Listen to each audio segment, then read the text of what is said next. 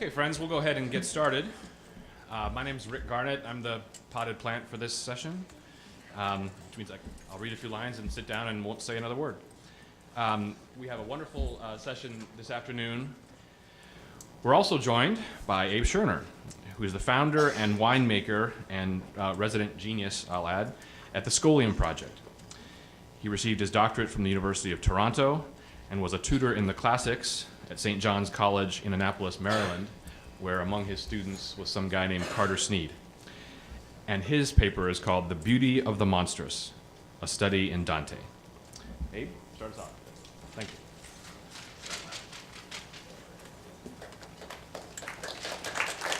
No, this is perfectly apropos.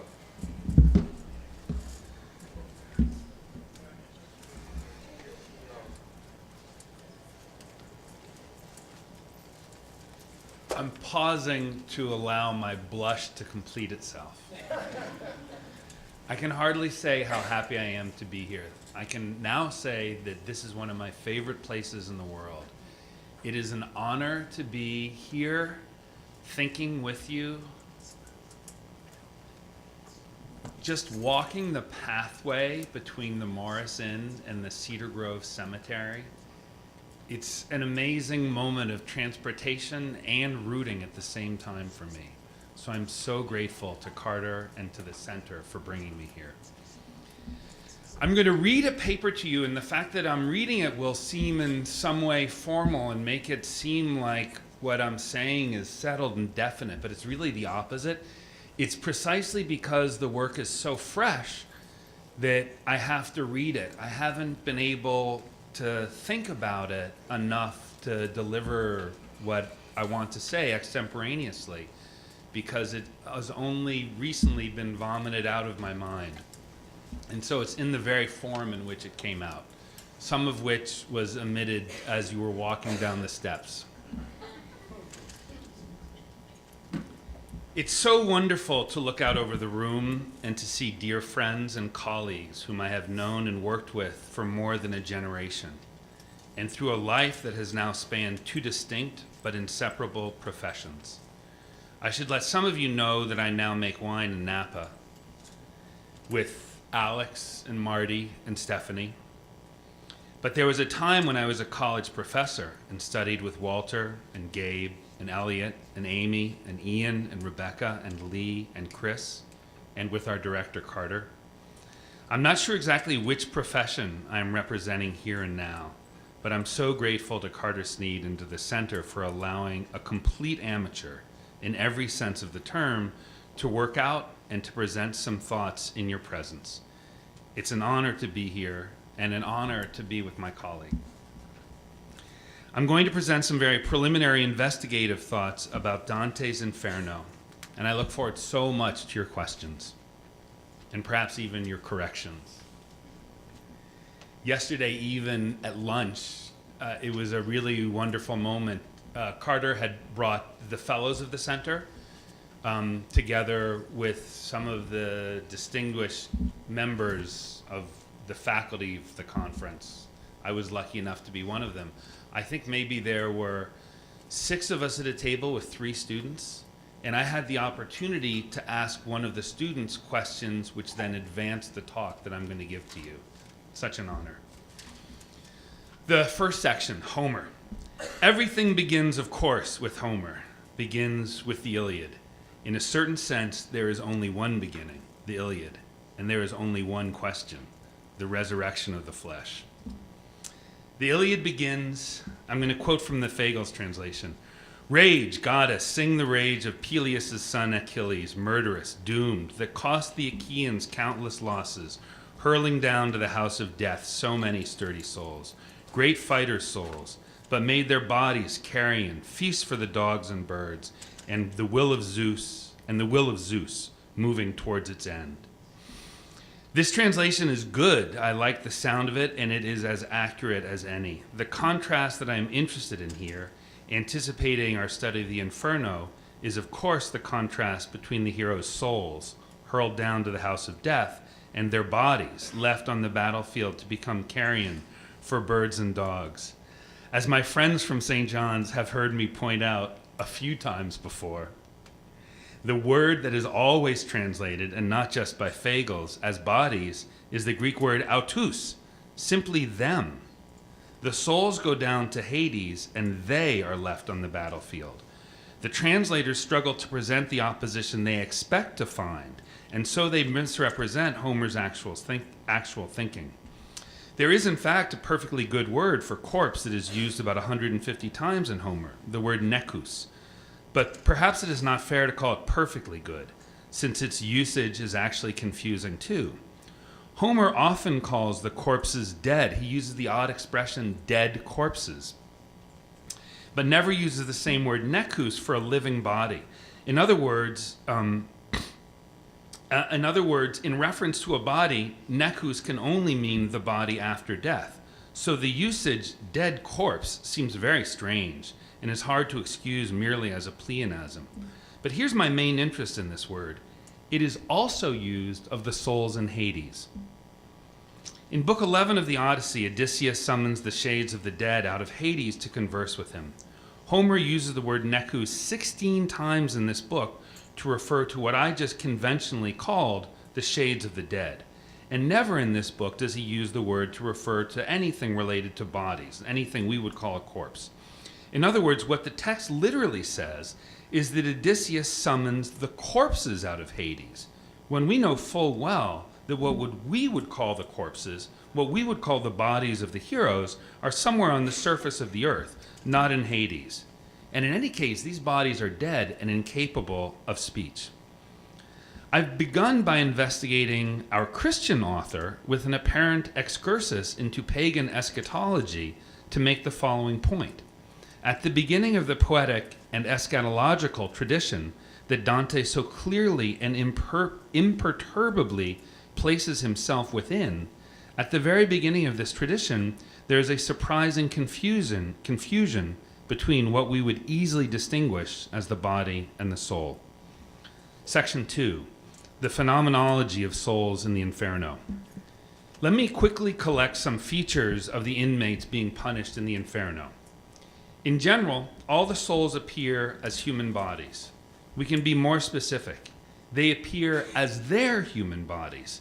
The work of this inquiry is focused on the exceptions to this general rule, so be patient if those exceptions are already occurring to you. Let me point to one of the very many interesting uses of the word anima in the Inferno. In Canto 14, Dante the author, says, I saw many herds of naked souls, pardon me, animae nudae.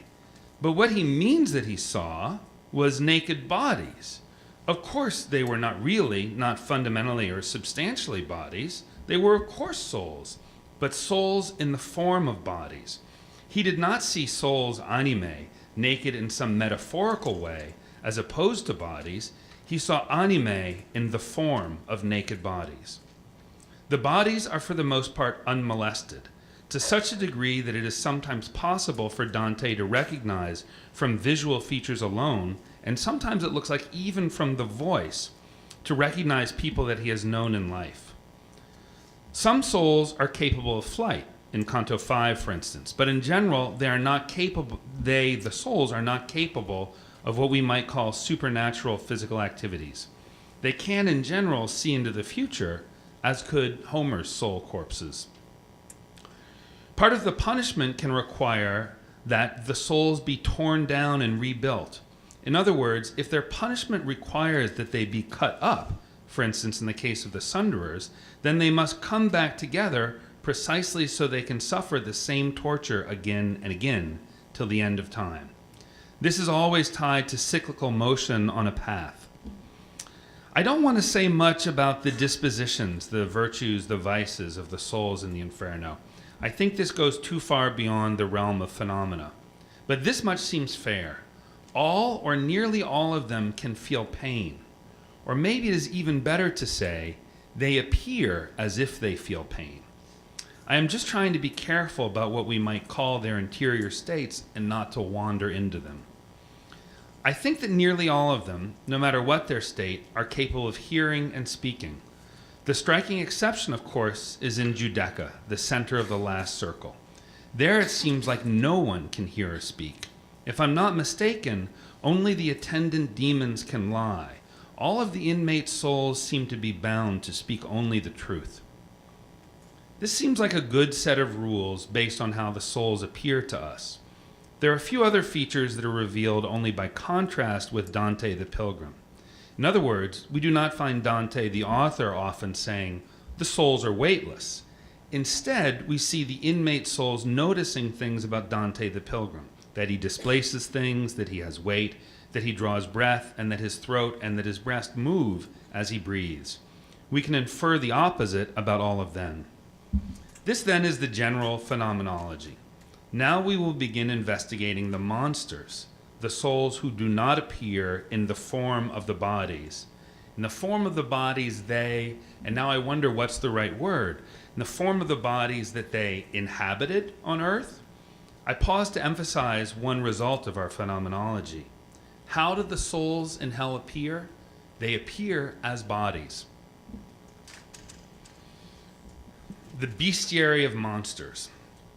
Let me posit that there are two sorts of monsters in the Inferno. The strange creatures that never were ensouled humans and that tortured the inmates, the centaurs, the Geryon, the Malabranche. And the small number of strange inhuman forms that human souls take on as part of their punishment. Namely, I should say, Satan at the center is sui generis. These are the monsters that I want to investigate, the monsters of human souls in forms other than human bodies. And there are three of them. First, the suicides in Canto 13.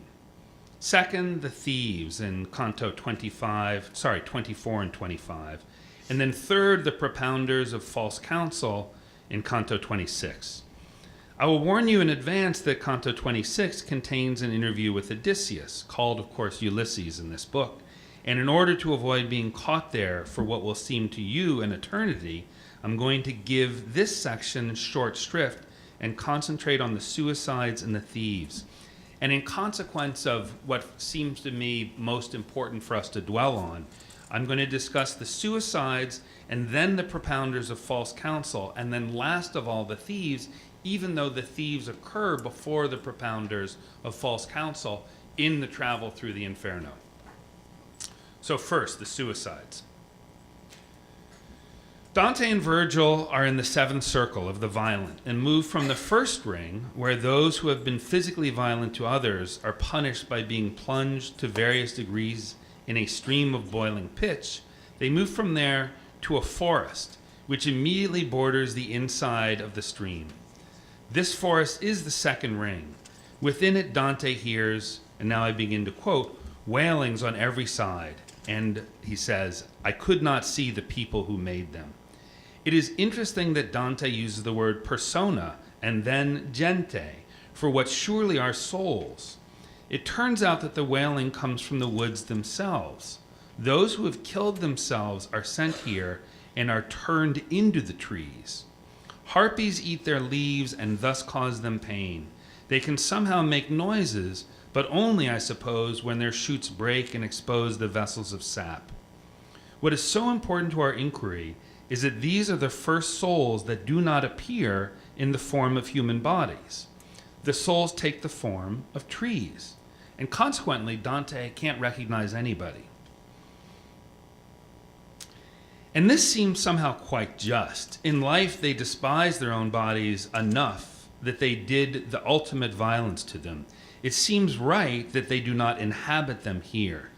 And even more, we learn the following thing, that during the resurrection, and now I quote again, like the rest, oh, I'm so sorry, this is now finally they're having an interview with one of the trees, having broken a twig off so that the tree can speak through the orifice left by the break. Like the rest, when we come for our clothes, but not so that any of us will ever put them on again, since it is not just that man have what he robs himself of. Here we will drag them, and all through the mournful wood our bodies will be hung, each on the thorn bush of its harmful shade. These souls will never regain their bodies, but will remain forever in the form of thorny trees, with the eternal punishment of not inhabiting or ensouling their now perfected bodies, but instead of merely being draped by them, as if the bodies were tattered clothing caught in the wind. These are the only souls who will not regain, who will not, and I use the term carefully, who will not be reunited with their bodies. All others in the inferno will be, and will not thereby be relieved of their punishments, but will instead, as Virgil reminds Dante, feel the punishments even more sharply after they are reunited with their bodies. In some sense, the body reunited with the soul is not an abasement, but its perfection. I'm failing completely in my responsibility to talk about beauty. I must postpone this for the most part. I need to set the table first. But let us say this. Why do the harpies eat the leaves off the thorny trees? In what way does this count as a scourge or a punishment? And so what I need to tell you that part of what I've been thinking on in my little walks between Morris Inn and the Cedar Grove Cemetery, I've been thinking about the leaves. The leaves are so beautiful here right now in this particularly unseasonable fall weather. And it made me think this, that the leaves of trees are deeply beautiful and perhaps never more beautiful than as they fall. The scavenging of the harpies presents this presence of beauty in the inferno and also denies the souls of the suicides the satisfaction of seeing their leaves as a beautiful offering. Next, on to the false counselors. As I've told you, I'm varying the order here. The false counselors are the third and last souls to take a non-human form in the inferno. They exist as flames. They are introduced in an uncharacteristically bucolic and charming simile. I quote, "As many as the fireflies which the peasant, resting on a hill, in the season when he that lights the world least hides his face from us, and at the hour when the fly yields to the mosquito, as many as the fireflies he sees down along the valley, there where perhaps he harvests grapes and tills, with so many flames was the eighth ditch all resplendent." This simile is odd to me for several reasons. For one, I have translated it for you, and I think that I have adequately conveyed how verbose it is, how difficult it is to follow. On the other hand, every element of it is significant, and every element is bucolic, to the point that the whole seems to be part of a somewhat obvious, maybe even tired pastoral, not a portrayal of hell. Very many new levels are introduced by Dante. Very many new levels of the Inferno are introduced by Dante with such an extended simile, but none of them are pastoral or charming in any way. Much more typical is the way that he introduces the level of the falsifiers. I quote, "Strange lamentations assailed me, which had their shafts barbed with pity, at which I covered my ears with my hands. Such suffering would there be if between July and September the sick from the hospitals of Val di Chiana and of Maremma and of Sardinia were all in one ditch together." I'm not really sure what the meaning is of this simile of the fireflies, what it's doing here, and why the farmer is invoked. Ulysses is the only soul who speaks in this canto, and everything about him and his story seems to be opposed to pastoral. He tells a story of going beyond the boundaries given to human beings, propelled not just by restlessness, but by a kind of unsatisfiable desire for knowledge. Pastoral can be about longing, for sure, but it is about longing for something that is already familiar, perhaps even too well known. Restless seeking of new lands is the opposite of pastoral. At least since the beginning, the simile serves to make the souls on this level and their fate appear charming, and maybe even harmless as the fireflies are harmless. This seems so odd to me given the crime being punished here. Perhaps we can return to this later. For the moment, I want to concentrate on the form that the souls take here. Virgil introduces them by saying that the spirits are within the flames. This is important. The spirits do not simply and wholly become flames. The flame is something like a house or a shroud for the spirit. I might be pushing this too far, but this suggests to me that there has not been anything like a substantial change, a substantial transformation. I'm not even sure that the right way to speak about this is to say that there has been a change of outward form.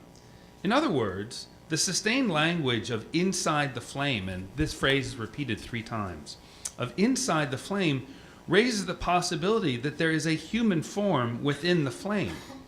Dante never explores this explicitly, and I'm not even sure that he's suggesting that we should explore it. But we should note that he never says that the souls of suicides are caught within the trees. Rather, they have become the trees. The contrast between the two states extends to their fates after the resurrection. If the souls of the suicides have become trees, what will happen to them after the resurrection of the flesh?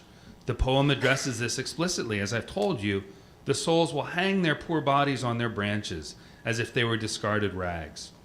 This in turn raises the question of what will become of these souls within the flames after the resurrection. Will the flames suddenly be extinguished? Will their fleshy bodies live within the flames forever? I'm not sure that the answer to this question is crucial, but it does demonstrate the central problem that the resurrection poses for all of these monstrous forms of the soul. If the soul takes on the form of anything other than a human body, how do we understand its reunion with the body in the resurrection? This question is posed in the most extreme way by the fate of the thieves. I want to remind you that this crime is punished after the suicides, but before, in fact, immediately before, the punishment of the false counselors. Dante and Virgil reach this level with difficulty.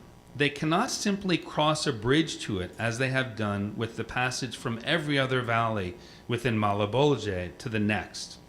For reasons that are not clear, when hell was originally harrowed, the shock of the event caused the bridge leading to this ditch, and only this bridge, to collapse.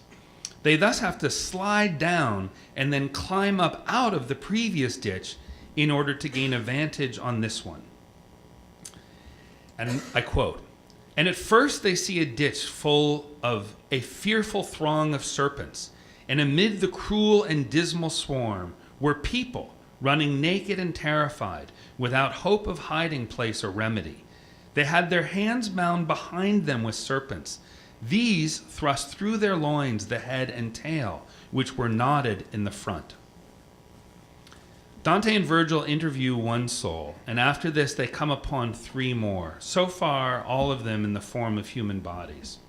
And then says Dante, the author, "If, reader, you are slow to credit that which I am about to tell, it will be no wonder, for I who saw it can hardly consent to it myself. While I kept my eyes on them, lo, a serpent with 6 feet darts up in front of the soul and fastens him all over." And there's nothing I can do but read this at length. It's really amazing.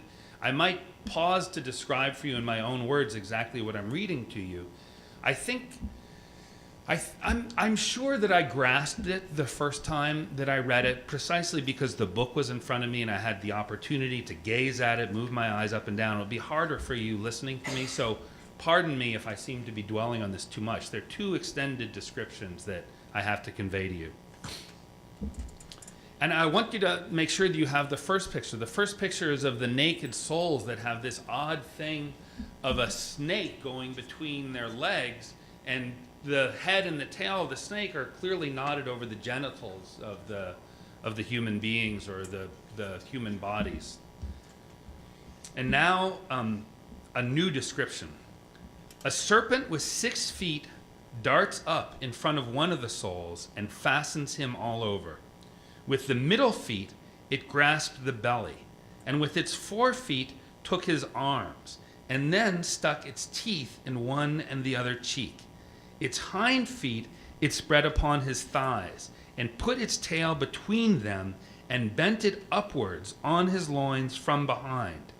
Ivy was never so rooted to a tree as that horrid beast entwined its own round the others," namely the other soul, the soul.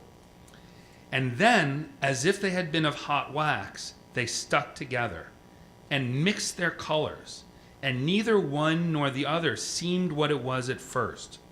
Now the two heads had become one. When we say the two had become one,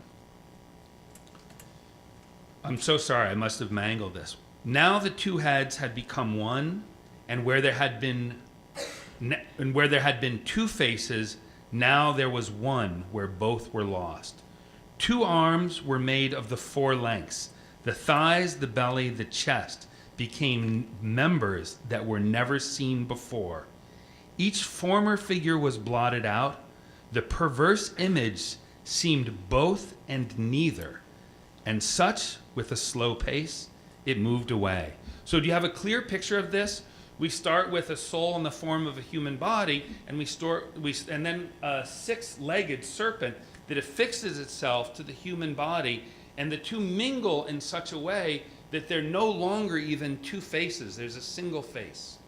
And somehow this thing is capable of motion and then moves away. Do you have any questions?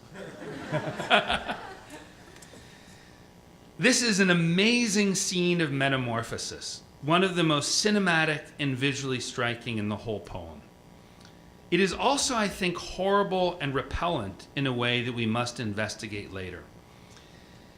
But as if this were not fantastic enough, Dante immediately recounts another encounter, and I do mean immediately. So as soon as I close the last quotation, what I'm about to read to you begins without anything intervening. And as the lizard under the great scourge of the dog days, another one of these extended similes. Oddly enough, in this realm of serpents, it's the subject. The simile begins with a lizard. And as a lizard under the great scourge of the dog days, darting from hedge to hedge, seems like a lightning flash, if it cross in our way, so appeared, making for the bellies of one of the other souls, a small fiery serpent, livid and black as a peppercorn, and it transfixed him in the part by which we receive first nourishment, namely the belly button. And then, having transfixed him, it fell down before him, stretched out. The transfixed one gazed on it, but said nothing, only standing there gaping, as if sleep or fever had come upon him. He eyed the reptile, and the reptile eyed him. The one from his wound and the other from his mouth began smoking violently, and their smoke met. Let Lucan now be silent, let Ovid be silent, for 2 natures front to front, he, Ovid, never so transmuted, that both forms were prompt to exchange their substance. They mutually responded in such a way that the reptile cleft its tail into a fork, and the wounded one drew his feet together. The legs and thighs so stuck together that soon no mark or juncture could be seen. The cloven tail took on the shape that was lost in the other. Its skin grew soft, and the other's hard.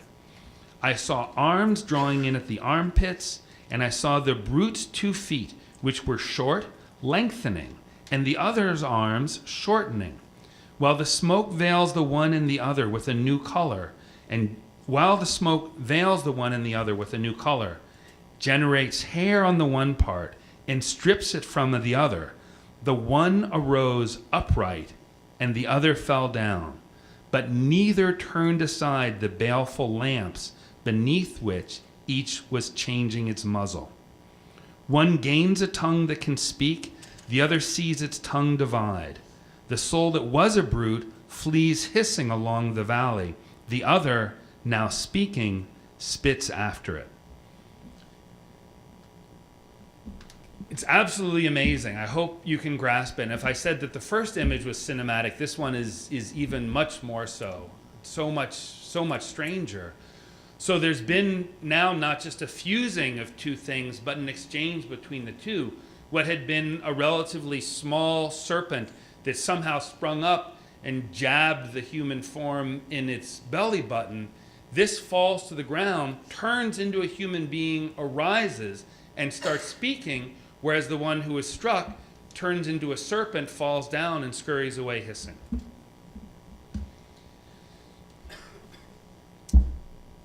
This is the end of everything kind of phenomenological about the monsters. Now I'm going to reflect a little bit. All of this is so much of a beginning for me. I hope that you will not mind that if instead of reaching any conclusions about what I've put in front of you, I just point to what are the main questions for me. And the first is this. I've scoured the Inferno for beautiful images, and I must say I can find few. There are tender moments between Dante and Virgil, and there is the charming pastoral image of the fireflies. But that's about it for me. And in some ways you could say, oh, the language is beautiful. I think you could say that there's something beautiful about listening to the Italian.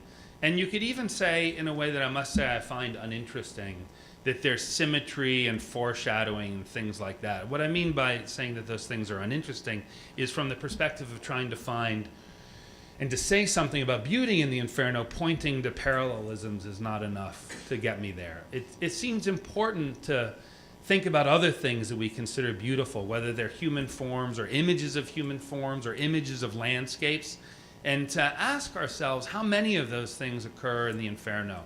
And I would say that there are no images of human forms that are beautiful at all. For instance, Paolo and Francesca, nothing's said about what they look like. Like if there's something beautiful and attractive about their state, it's because of the story they tell, and the same thing is true about Odysseus. There's something, absolutely attractive about him, but you couldn't say that he's beautiful or that the story of Odysseus is beautiful.